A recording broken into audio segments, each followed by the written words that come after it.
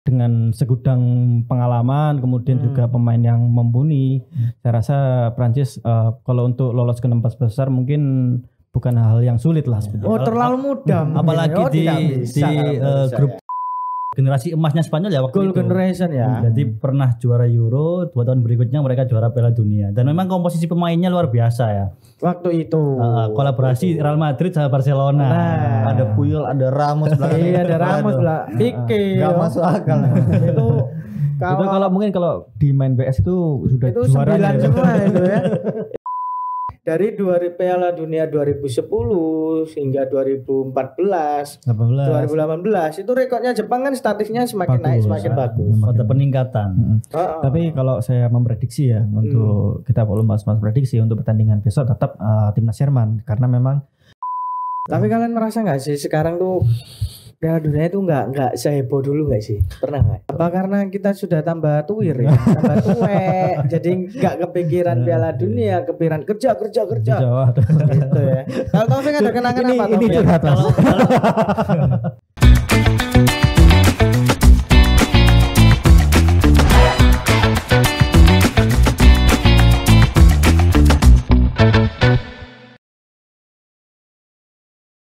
Assalamualaikum Tribuners, selamat bergabung kembali di YouTube Harian Surya dan Tribun Jatim Network di program Cakap Sana, Cakap Sini. Alright, lah spesial banget ya hari ini karena kita akan membahas tentang Piala Dunia di program BB Bincang Bola. Saat ini kita bersama rekan kita dengan Daru Wijayanto dari Tribun. Asik. Lalu Saya Taufik Rahman dari Tribun Jatim. Saya Farid dari Tribun Mataraman. wah ini sekuat Tribun ya. Saya Samir dari Tribun Madura. Oke mantap. Untuk bincang bola kali ini Tribuners kita akan membahas seputar tentunya klub-klub yang ikut di Piala Dunia 2022 dan juga seputar lifestyle-nya juga ya. Ya. Banyaklah kita akan mengobrol nggak cuma tentang statistik ya, nggak cuma tentang review tapi juga mungkin tentang klub besar yang akan bermain dan legend-legend dari klub-klub tersebut. Nah, di sini kita akan membahas tentang kok bahasannya membahas. Kita ngobrol lah ya. Kita ngobrol santai tentang Piala World Cup 2022 nih. Ini pertama kali nih Piala Dunia artisnya dari Asia ini ya. Yang Junggu. Yang biasanya waka-waka ya. Shakira ya. Sekarang apa kemarin? Haya atau apa ini ya? Haram. Enggak boleh. Baik, di Piala Dunia kali ini terasa berbeda karena digelar di Qatar ya. Qatar ini termasuk Asia enggak sih? Ya, Asia ya? Perwakilan dari AFC. AFC ya. Ya. Sebetulnya enggak awal ya Asia ya. Kalau awal itu kan dari Jepang sama Korea Jepang ya 2002 ya. Saya masih belum lahir itu. Korea Jepang itu. Iya. Ya kalau di Asia kan memang pernah di Korea sama Jepang. 2 negara jadi satu, tapi tahun ini kan memang Qatar sendirian. Iya ya, negara sultan. Dan ini istimewanya di Qatar itu seperti itu. Oke, karena negara sultan ya. Dulunya tandus sekarang jadi sultan. Oke guys, untuk pertandingan kali ini kita bahas apa ini? Ada pertandingan big match apa ini? Besok ada apa sih besok? Kalau malam ini sih kayaknya ada pertandingan antara yang paling dinantikan ya, Prancis Australia. Kita tahu kan. Wah, Prancis ya. Iya, Prancis itu kan juga salah satu jawara tahun lalu kan 2018. Nah, ini pertandingan ini pasti dinantikan ya. Iya. Tapi jangan salah juga hari ini nanti sore itu kan nanti sore ini Ada apa?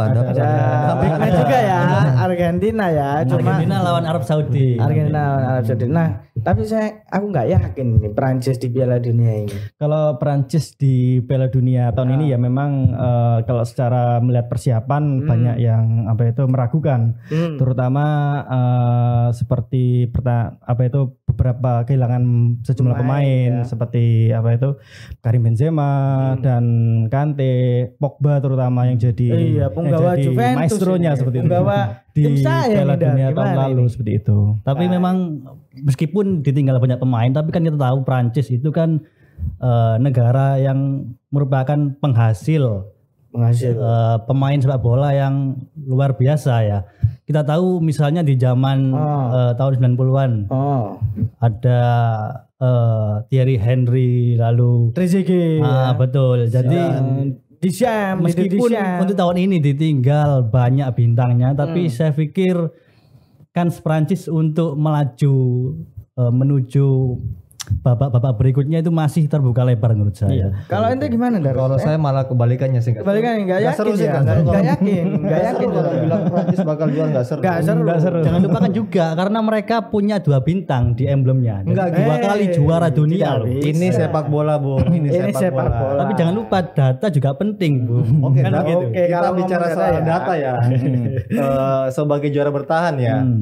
Prancis kayaknya bakal sulit sih. Karena kan ada istilahnya kutukan sang juara. Nah, ingat kan Piala Dunia kemarin Jerman yang juara bertahan hancur ya. Di fase grup Gak lolos dia babak penyisihan. Biasanya gak lolos di fase grup. Gak lolos. Nah sejarahnya juga. Dan sekarang Prancis itu lagi ompong karena Ketambahan cedera pemain. Ballon d'Or ya, peraih Ballon d'Or iki. tapi cedera. iya, tapi perlu diketahui Benzema. juga salah satu penggantinya dari Benzema itu juga tak kalah mumpuni juga. Siapa itu? Contoh Olivier Giroud yang juga bermain cukup bagus di AC terlalu Milan, tua itu, bomber men. andalan AC Milan. Dan juga ada Anthony Griezmann ya. Tidak bisa. Anthony Griezmann itu juga pemain yang berbahaya. Terus kemudian ada bintang PSG juga, Kylian Mbappe. Nah itu juga bisa jadi ancaman tersendiri meskipun banyak yang meragukan juga kemampuan dari timnas Prancis saat ini seperti itu. Bahkan kalau saya bilang kalau saya boleh menyebut Giroud itu merupakan seseorang yang menggambarkan tua-tua keladi. Makin tua makin jadi begitu. Nggak bisa, ini Piala Dunia. Ini Piala Dunia, Bung. Ini Kita Piala berkaca dari Dunia. tahun 98, Prancis pernah juara di final ketemu Brasil ya kalau nggak salah. Hancur. Di edisi selanjutnya 2002 fase grup aja nggak lolos Nggak dia. lolos dia. Nah itu kutukannya. Gimana kita lihat aja nanti Tapi apakah kutukan itu harga mati? Padahal enggak iya. juga.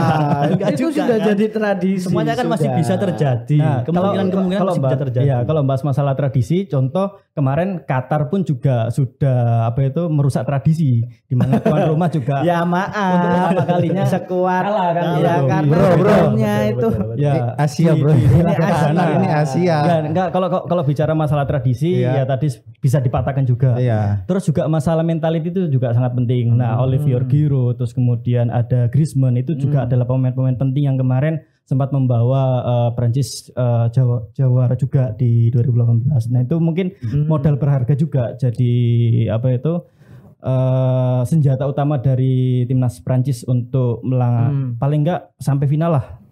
Tapi kalau ada Italia hancur ya sebetulnya ya. Kita Tapi bahas nggak kalah yakin dulu. lah. Kayaknya Italia sudah Pokoknya Prancis nggak yakin. nggak ada. Karena satu Prancis ini dia kan oke lah kalau bisa dibilang dia merata lah ya, dari pemain pengganti hingga pemain intinya merata. Tapi kan sekarang sudah terpaut berapa tahun dari 2018. Pasti semua tim akan berbenah dan pastinya strategi di Deschamps ini pasti akan terbaca begitu. Karena menurut saya di 2018 Prancis itu menang bejo ini menurut. Iya sih guys, kita sudah gaya lah, kita pakai tab ya, biasanya kita nggak pernah kayak gini ya, kita agak gaya sekarang. Oke, dari Prancis ini sebelumnya tim-tim besar ini pada menang ya, kayak Inggris ya kemarin Ya, itu menang. Kalau kita lihat dua pertandingan terakhir ya, yang kalau kita menyaksikan beberapa tim besar juga menang. Contoh ketika Inggris, walaupun Inggris Iran menang 6-2 ya, tapi kita juga perlu melihat bahwa Inggris sempat kesulitan di 10 menit awal untuk mencetak gol.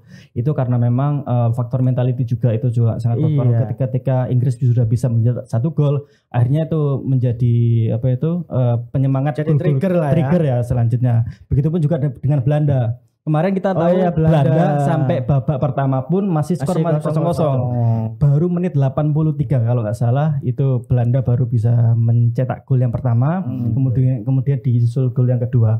Artinya memang walaupun tim besar pun tim yang sudah berjuang di Eropa, tapi mereka itu mungkin masih nervous lah di pertandingan atau mungkin awal-awal. karena cuaca ya, katanya cuacanya di sana kan cuaca gurun ya. Jadi kalau panas, kalau dingin. Tapi enggak dengar ya di sana ya. Stadion di Qatar itu ada teknologi pendinginnya. Jadi cuaca panas di luar cuaca panas di Qatar itu nggak akan bisa langsung terpengaruh signifikan di dalam lapangan. Itu ya, karena mereka punya lah ya. Ada kipas gitu ya kayak di acara mantenan gitu ya. Enak banget. Untung ya bukan kita yang main ya. Kalau kita yang main langsung masuk angin ini ya. Langsung masuk angin kalau kita yang main ini. Nah, ngomong Prancis itu aku inget iki lho, Ndar. Waktu musuh Italia final 2006. Wah, itu apa yang diingat tandukan Zidane legend kan ya. Dia kan kalau inget zaman itu kan Zidane tuh sudah di puncak karir bukan ya? Dia sudah di puncak karir. Ya mirip Giroud lah sekarang. Aduh ya jauh bosku. Giroud belum pernah Ballon d'Or bosku. Iya, tapi sudah mendekati lah nanti. Aduh tidak bisa bosku. Di AC Milan awal lagi. Kenapa di yang dulu yang ada Zidane itu kenapa? Ada apa? Ya karena ada ada pemain yang gagal penalti itu pemain di klub yang saya dukung itu. Aduh. David Trezeguet itu penalti tidak gol itu kan. Iya. Itu sebetulnya ya seneng campur gimana ya karena kan. Tapi waktu di klub Trezeguet itu sama Buffon satu klub Juve ya. Iya mungkin sungkan mungkin mereka. Oh tidak bisa. Sungkan Ya syukurlah Italia menang lah. Setidaknya bintangnya sudah 4 kalau itu. Paling enggak Prancis ini punya modal lah. Kalau untuk Piala Dunia tahun 2024 kayaknya enggak mungkin lah kalau semisal enggak lolos di babak 16 besar. Soalnya kan memang dengan segudang pengalaman kemudian juga pemain yang mumpuni. Saya rasa Prancis kalau untuk lolos ke 16 besar mungkin bukan hal yang sulit lah sebetulnya. Oh terlalu mudah. Apalagi di grup D sendiri kan penghuni grup D kan ya kalau dibilang Prancis nomor 1 lah. Prediksi saya ini Prancis pasti lolos 16 besar. Mudah minimal gitu.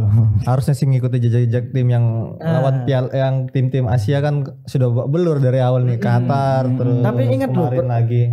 Menurut data juga ini ada ya ini di Tribun Madura ini. Waduh, Tribun Madura. Ngeri banget ya. Guys, jadi buka Tribun Madura ini. Oh, siap. Nah, di situ ingat loh ya di timnas Prancis itu bukan full murni pemain asal Prancis loh. Ayo. Jadi ada beberapa legenda sepak bola yang mengatakan bahwasanya waktu 2018 yang juara Piala Dunia bukan timnas Prancis tapi timnas Afrika. Tim keturunannya ya, pemain. Karena pemain naturalisasi kebanyakan dari pemain Afrika mereka. Kante kan. Iya. Mbappe dari Aljazair loh, dia ada keturunan Aljazair loh. Terlepas mereka warga keturunan atau warga kalau istilah sekarang kan pemain naturalisasi. Terlepas dari sebutan itu semua, tapi mereka kan juara gitu. Iya. Dan juga legalitas ya. Itu yang akan dilakukan timnas kita Indonesia. Iya timnas kita kan. Ya. Benar. Timnas kita lawan Qatar babak belur. Prediksi skor Pak gimana Pak untuk prediksi skor? Mungkin kalau untuk Prancis Australia lah. Prancis Australia ini jangan dianggap sebelah mata lah guys. Australia ini masih mungkin mata ada sebelah. Siapa? Ada Viduka. Ada Mark Viduka.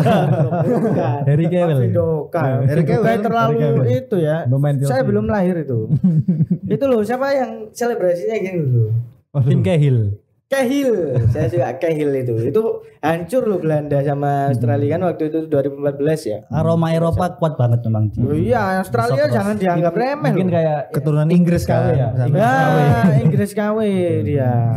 Mungkin kalau prediksinya saya Prancis Australia ya. Iya Prancis 0-1 lah. Untuk siapa Prancis ini? Untuk Australia.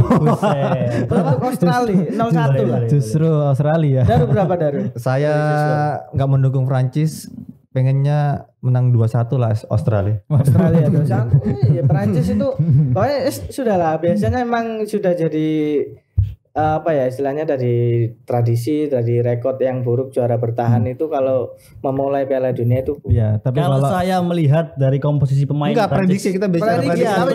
Sabar. Kalau saya melihat komposisi pemain Prancis tahun ini, saya bisa meyakini Prancis menang mudah lawan Australia dengan skor 2-0. Nah, sama seperti Mas Taufik ya. Soalnya kalau melihat contoh lah pertandingan terakhir antara kemarin Belanda sama Senegal ya. Walaupun punya perlawanan yang cukup sengit, tapi paling enggak Prancis di akhir menit mungkin bisa mencetak gol dan meraih kemenangan. Ya paling enggak minimal 2-0 atau 3-0 lah. Wah, 3-0 susah. Aduh, tanpa Kante, tanpa Benzema. Ya enggak ada ya. Kimpembe. Apa istilahnya?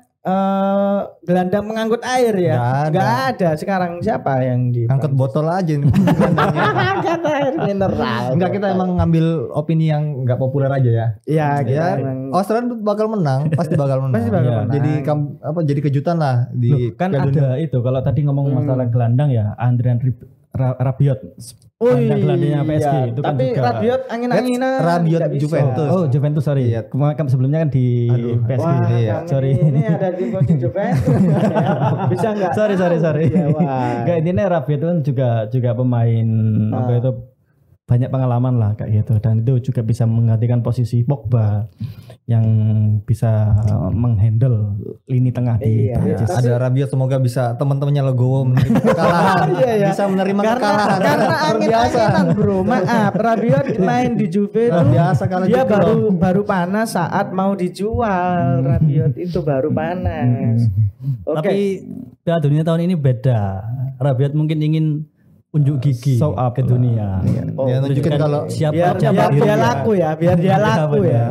Enggak bakal dibeli klub ya. Barangkali nanti bisa boyback sama PSG. Oke, Tribuners, karena ini kita ngobrol santai, jadi kita seakan-akan jadi pundit ya di sini ya. Pundit. Ya kita nyanyi lah Gary Neville ya, Wayne Rooney, Rio Ferdinand, coach gitu lah, coach. Oke, pertandingan pertama tadi Prancis versus Australia, lalu dilanjut apa ini? Karena ada 3 pertandingan ya. Ada pertandingan dari Jerman juga, kemudian ada pertandingan dari Spanyol juga. Oh, besok Spanyol juga, ya? Iya, Spanyol besoknya juga. Jerman ya? Bukan, Jerman Spanyol mainnya besok semua. Oh, mainnya besok ya? Kayak gitu. Iya, Spanyol ini. Ini Spanyol ini kayak ini ya? La Furia Roja. Timnas Barcelona, Timnas Barcelona. Barcelona FC. Oh, siapa ini ya Barcelona? Halo, Barcecules. Maaf ya. Iya. Barcelona. Ngomong Spanyol ini dia sempat jadi negara yang superior loh guys di sepak bola ya enggak? Betul. Dia di 2008 juara Euro, 2010 juara Piala Dunia. Itu superior banget loh ketika boomingnya Tiki Taka nggak sih? Ya kan? Ada Xavi, Iniesta, kemudian itu kan kayak satu style ya. Kemudian ada Busquets juga. Ya memang periode itu memang Spanyol merajai lah dia. Bisa dibilang generasi emasnya Spanyol ya waktu Goal itu. generation ya. Jadi pernah juara Euro, 2 tahun berikutnya mereka juara Piala Dunia. Dan memang komposisi pemainnya luar biasa ya. Waktu itu. Kolaborasi Real Madrid sama Barcelona. Ada Puyol, ada Ramos belakang. Iya, ada Ramos belakang. Pique. Gak masuk akal. Itu kalau mungkin kalau di main BS itu sudah itu juara 9 semua itu ya. Itu speednya 9 semua itu. Tapi kalau untuk pertandingan besok kan Spanyol antara sama Costa Rica ya, tim dari Amerika Latin ya. Tapi juga perlu diketahui Costa Rica juga salah satu tim kuda hitam lah mungkin dia sempat 2010 itu jadi itu loh, dia merepotkan klub-klub besar loh, Costa Rica itu. Makanya disebut tim kuda hitam juga karena mungkin tipe permainannya juga mirip-mirip lah sama dengan Argentina. Apalagi Amerika Latin itu keras, terkenal keras kan permainannya kan. Dia enggak terlalu memainkan umpan-umpan pendek, dia bola panjang dan apalagi cara merebut bola di tim Amerika Latin ini agak keras. Dia main tackle juga, tapi nama besar di Costa Rica harus ingat ada namanya Navas, pemain seniornya dia kan. Ya, dia kan penjaga gawang loh ya. Dia penjaga gawang, tapi sudah bapuk. Malang melintang di kompetisi Eropa kan. Iya. Sering terlupakan dia, padahal berperan penting di klub-klubnya. Di Real Madrid, di PSG. Memenangkan 3 Liga Champion loh ya. Betul banget. 3 Liga Champion. Spanyol tahun ini memang terlupakan kalau menurut saya, terlupakan Spanyol. sesudah generasi emas memang masih mencari sosok-sosok pengganti mereka yang juara dunia waktu 2010. Kita tahu mereka punya striker sekelas Fernando Torres, lalu David Villa. El Nino. Nah, betul. Nah, untuk saat ini memang masih belum terlihat begitu di squad Spanyol. Gantinya kayak ini. Alvaro Morata. Pemainnya siapa? Klub mana itu Morata? Oh, pemainnya Atletico Madrid, bukan Juventus kawan. Maaf. Sekarang pemainnya Atletico Madrid, Alvaro Morata. Tapi Spanyol memang bukan apa ya istilahnya ya, bukan sembarang tim yang dianggap remeh juga ya, karena dia masih punya apa ya mental juara. Gitu. Tapi kayaknya kesalahan sih nggak ngambil De Gea dia. Ramos juga sih. Ramos, karena De Gea yang masih punya DNA juara itu. Karena terkadang di Piala Dunia kita harus punya sosok-sosok senior untuk mentality. Untuk mentality. Ada leader. Bahkan di Brasil sendiri tahun ini masih mengikuti sertakan Dani Alves. Secara usia memang sudah hampir kepala 4 kan. Iya benar. Tapi memang untuk skuad Piala Dunia memang perlu sosok yang dituakan, itu memang perlu sebenarnya. Iya benar. Kan di Portugal ada Ronaldo juga ya. Dan Pepe ya. Masih ada Pepe. Sosok yang dihormati. Nah iya, di Brasil memang, ada untuk jadi panutan lah bagi para pemain-pemain muda khususnya. Bagaimana mereka mengendalikan permainan, lalu mengontrol emosinya di lapangan. Mereka juga dibutuhkan saat pertandingan tensinya terlalu tinggi. Nah, itu kan butuh pemain-pemain yang berpengalaman, yang sudah malang melintang. Tapi apa ya, kalau Spanyol kita juga nggak yakin ya dari ya Spanyol ya. Karena kan kita di tim kontra. Jadi karena kalian pendukungnya Italia. Oh iya dong. Jadi kita enggak karena satu di Spanyol sekarang itu enggak ada premannya, enggak ada tim gepuk istilahnya. Iya enggak sih? Jadi kayak macam Gavi, macam pemain Pedri. yang Pedri yang disenggol sedikit langsung jatuh. Tapi kan skillnya kan juga lumayan lah kan. Iya, tapi ini Piala Dunia. Pemain yang bersinar juga di klubnya kan nggak gitu juga. Ya kalau di Barcelona ya maaf kan tersingkir ya. Ya maksudnya kalau di Spanyol dulu kan pasti ada yang ditakuti kayak Pique, apalagi Ramos, di tukang pukul. Jegal. Harus ada orang-orang yang harus ada yang licik, tim-tim. ada yang nah, licik. harus ada yang pemain yang nakal istilahnya. Harus ada pemain yang nakal supaya tapi ada kayak Sergio Busquets itu kan juga masuk squad juga kan. Iya, tapi dia bukan tipikal keras, bukan tipikal tukang pukul juga. Artinya ini kan juga jadi faktor supaya tim lawan itu bisa mentalnya jatuh ketika berhadapan dengan ya itulah pemain yang dia tukang pukul. Kalau Portugal kita punya Pepe ya. Portugal ada Pepe, kalau di Italia ada Italia masuk Piala Dunia. Aduh, maaf Tribuners. Ini fan Itali. Jadi buat kalian yang di Italia kita cuma mangap aja ya. Forza Itali. Jadi penonton. Sudah nggak ikut Piala Dunia, kalah juga. Sambil meratapi nasib. Iya, meratapi. Tapi bisa lah berbenah. Buktinya kan juara Euro loh. Ya sudah. Gak usah flashback ke belakang lah. Beda universe ya, beda universe. Kita berpikirnya ke depan aja ya. Betul. Oke, Spanyol, Costa Rica. Kalau untuk prediksi skor ya mungkin paling enggak mungkin skor 1-0 lah. Soalnya 1-0 ya. Soalnya melihat Costa Rica kan juga bukan tim yang patut untuk diremehkan karena juga punya hitam ya, disematkan kambing hitam itu ya. Bukan kambing hitam, kuda hitam. Oh iya, kuda hitam. sorry. Kuda hitam. Jadi tim yang bisa mengejutkan juga karena memang tidak bisa diprediksi juga. Tapi gimana ya? Kalau saya Spanyol Costa Rica mungkin La Furia Roja mungkin menang tipis lah. Entah itu 1-0 berarti sama 2-1 ya. Isinya menang tipis ya. Menang tipis itu maksudnya penalti gitu ya. Yang penting 3 poin. Yang penting menang. Yang penting menang. 3 poin. Kalau kamu Dar? Ya seperti biasa kita harus memilih jawaban yang kita kontra. Tidak populer. Yang tidak populer. Kayaknya nggak populer, imbang nggak populer. Aku imbang. Kita imbang ya, sepakat imbang. Kita imbang. Gak yakin Costa Rica menang. Ya gimana ya? Karena itu emang karena sama-sama kuat, artinya satu level. Ada nafas. Masih ada nafas, jadi itu. Ada nafas. Itu ya Spanyol ya. Imbang-imbang. Karena Spanyol Ini nomor berapa dulu ya? 0-0 atau 1-1 nih? masih membukukan gol lah kalau kita lah. Ini 1-1 atau Kayaknya sih 0-0 sih. Spanyol aja nggak bisa nyetak gol. iya Aku ragu banget. Strikernya nggak ada ini, nggak ada bomber yang haus gol gitu. Tapi kan tipikalnya kan permainan cepat, kemudian permainan cantik lah kayak. Spanyol paling memainkan ball position aja sih. Ball position biasanya sampai di luar mendekati kotak penalti dioper lagi ke belakang. Kalau aku sih 1-1 sih. Kalau aku 1-1. 1-1 ya, saya 0-0 aja lah. 0-0. Setelah itu apa? Setelah lagi? itu apa? Jerman Jepang. Wah, ini seru ini. Ini seru. Ini pertandingan yang paling dinantikan kan? Ini seru. Ini termasuk Jepang mini big match loh ya. Bisa nih Jepang nih. Jepang bisa nih. Mini big match loh. Isaki nih. Ada Isaki, ada Subasa, ada Mitsuki. Juga jangan dilupakan. Iya. Tapi Jerman sepertinya sudah belajar banyak lah dari Piala Dunia sebelumnya. Yang kemarin ya, yang dia nggak lolos, kena kutukan ya. Kena kutukan itu tadi dan juga dipulangkan oleh Sintayong.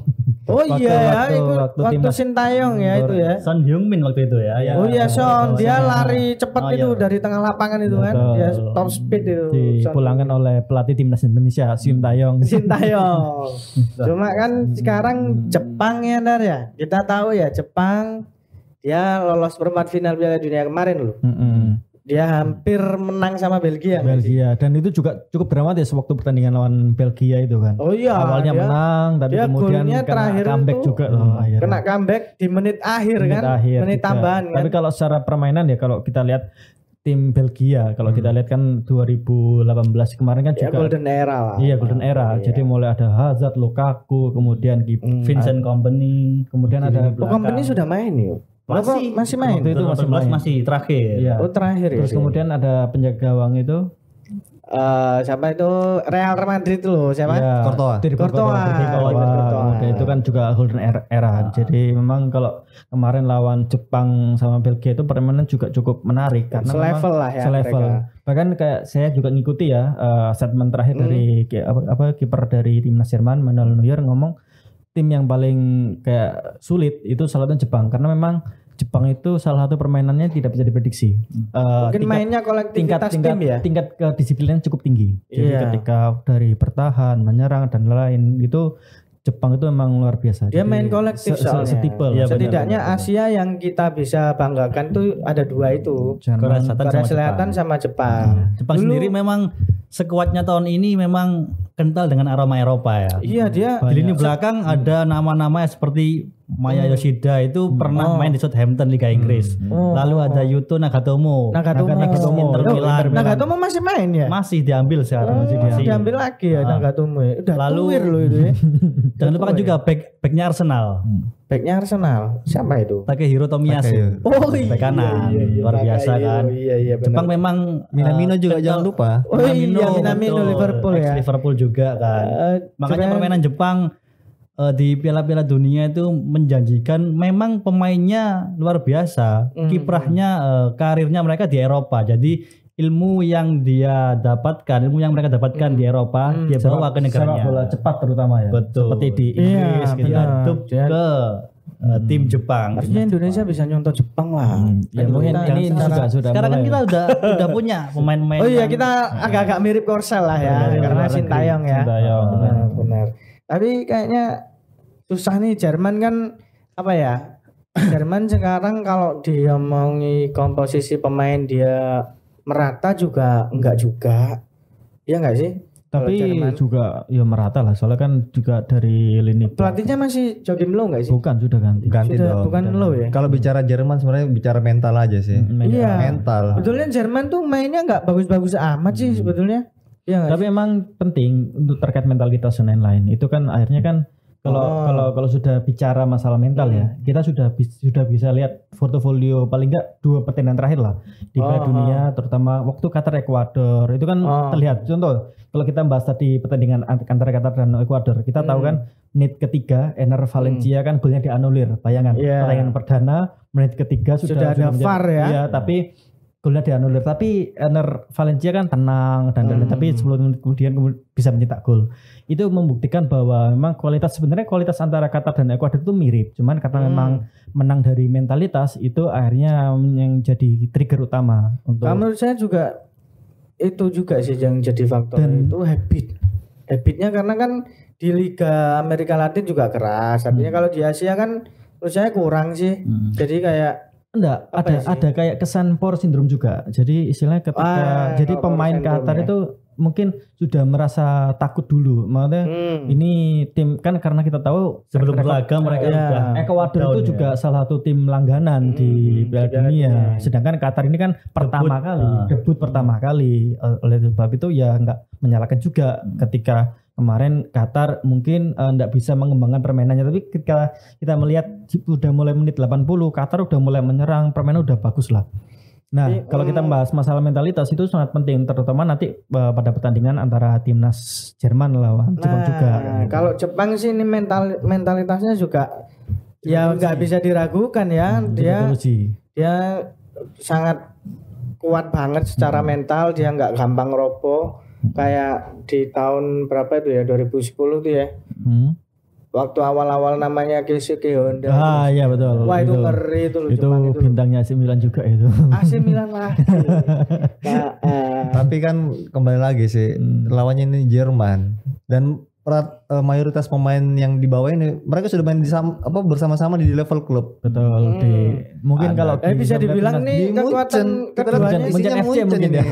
Nah, kalau di Spanyol tadi Barcelona FC, kalau di Jerman ini Munchen FC.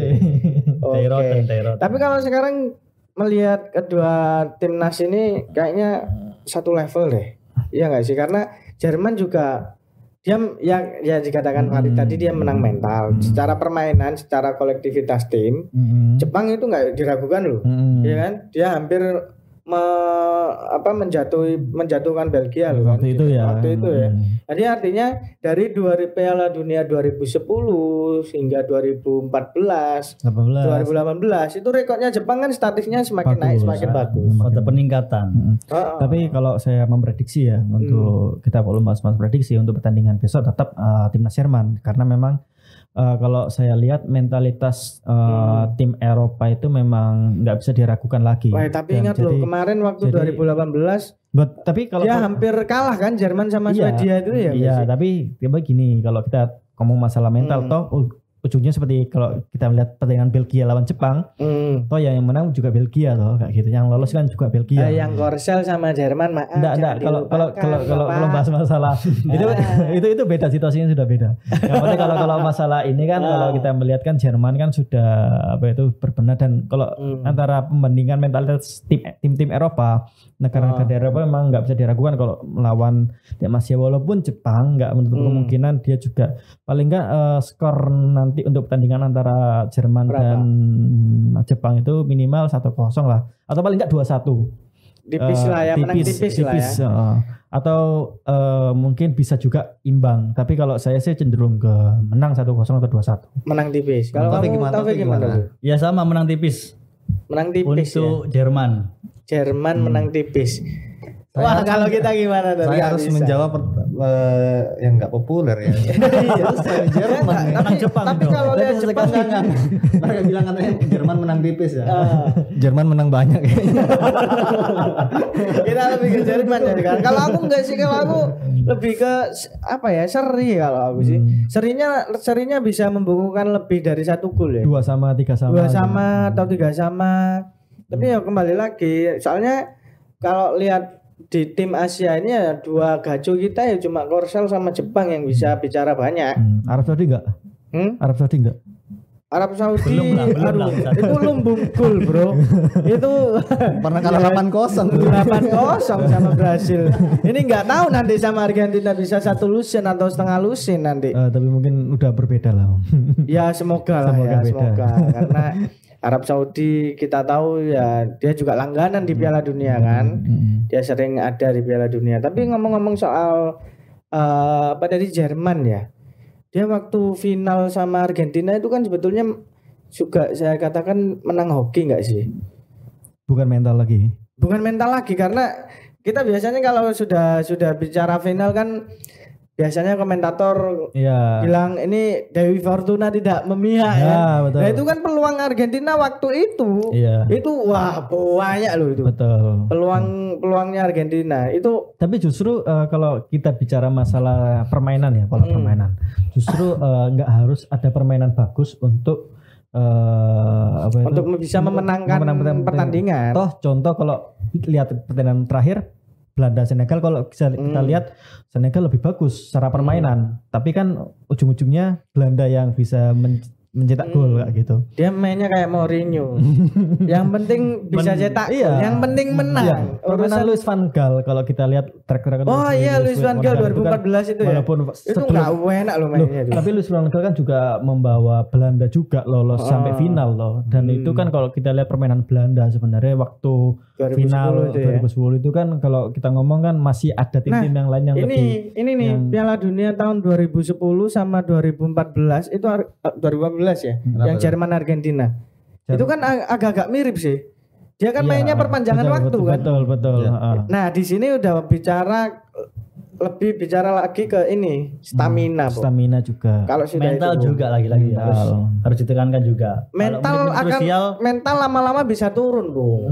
Karena capek, Bung. Masalahnya main di Qatar panas. Nah, apalagi waktu momen Piala Dunia 2014 waktu Jerman yang menang itu kan Götze jadi itu kan pemain pengganti. Super sub dia tenaganya masih full dimasukkan. Itu pinternya pelatih. Nah, artinya ini kan strategi sudah bicara strategi dan juga stamina. Dan balik lagi kalau bicara yang tahun 2010 waktu Iniesta itu kan semua pemain Belanda peluangnya kan juga banyak. Iya, bahkan Arjen Robben kan juga punya peluang di depan gawang lawan itu. Satu lawan sama Casillas gitu.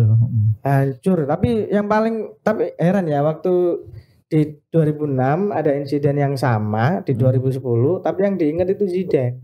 Padahal De Jong itu tendangan kungfu, Bro. Maaf, Bro. Tendangan kungfu di dada Alonso itu. Mungkin kebintangannya memang jauh di bawah di atas dia. Karena kan sepak bola kan pakai kaki, ini kan aneh aja orang ngapain kepala. Tapi emang itu yang paling fenomenal sampai dibuatkan patung juga kan. Iya, benar. Jadi kan hasilnya ada insiden yang sama. Tapi 2014 gak ada ya, 2014 gak ada. 2010 Spanyol gak sih? Ya Spanyol ya yang juara. Spanyol, kemudian Jerman, kemudian Prancis. Terus ini mungkin Prancis lagi. Wah, kita kutukan. Lolos dari grup udah bagus lah. Kalau dari penyisian grup sudah. Kalau saya optimis bisa merubah kutukan. Soalnya sudah terbukti toh kutukan yang menjaga tradisi tuan rumah di pertandingan perdana nggak selalu menang minimal nggak kalah itu sudah ternodai lah kasarannya gitu. Tapi kalian merasa nggak sih sekarang tuh Piala Dunia itu nggak seheboh dulu nggak sih? Pernah nggak? Gini, kalau untuk bicara masalah Piala Dunia ya, yang paling keinget memang waktu sebelumnya. Momennya waktu euforianya. Yang paling besar itu saat itu puasa. Ya karena dulu kan waktu pas puasa kan teman makan sahur. Jadi saya ingat dulu waktu Piala Dunia itu sambil waktu di kampung dulu ya istilahnya sambil buka orang sahur itu.